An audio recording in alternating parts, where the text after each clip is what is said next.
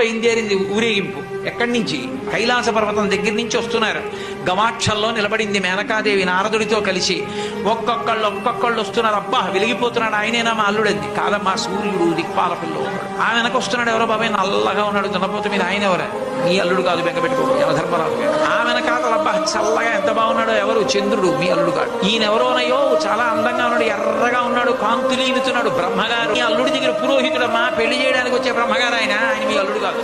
ఓ అలాగా, ఇతను ఎవరో నీలమేఘశ్యాముడు, చాలా అందంగా ఉన్నాడు, శాంతాకారం భుజగచైనం పద్మనాభం సురీశం. అమ్మా, ఆయనకి మీ అల్లుడికి భేదం చెప్పకూడదు, కానీ ప్రస్తుత మీ అల్లుడు కాడు.